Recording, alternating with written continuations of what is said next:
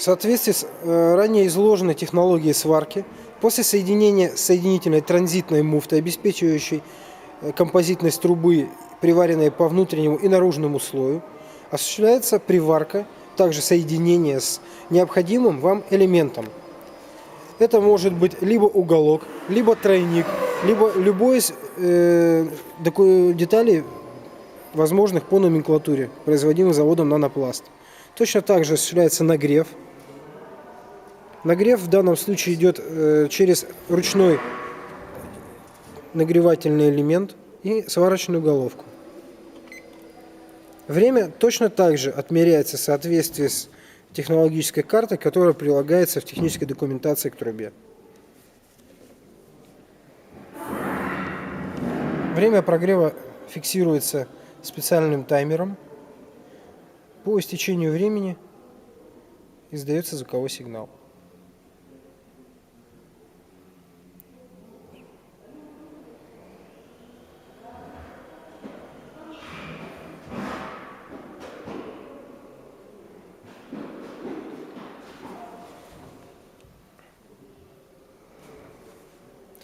По окончанию монтажа также необходимо будет время на остывание полученной конструкции, после чего она приобретает заданные технические характеристики. С 1 апреля 2010 года завод «Нанопласт» модернизировал производство, что позволит обеспечить повышенную прочность трубы по давлению. В данном случае мы планируем, что это будет порядка 40 атмосфер рабочего давления. На разрыв критическое давление также составляет свыше 200 атмосфер. При испытаниях нам удалось подтвердить точку разрыва в 250 атмосфер.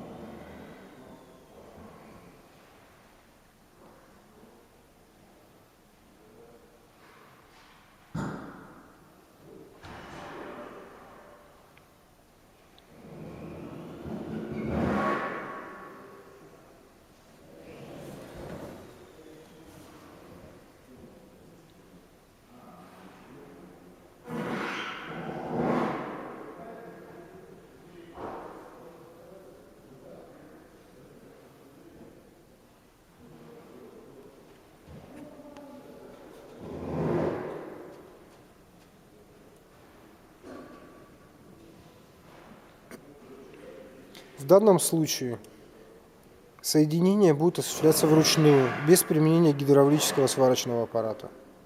То есть, соответственно, при соединении к транзитной муфте уголка будет осуществляться вручную.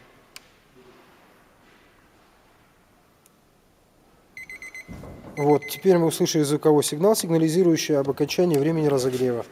Все осуществляется в ручном режиме соединения муфты.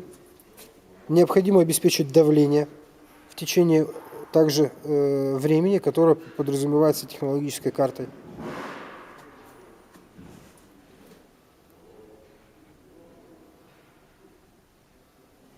Все, теперь необходимо дать время остыть полученной системе. По истечении буквально нескольких минут система будет полностью готова для дальнейшего монтажа.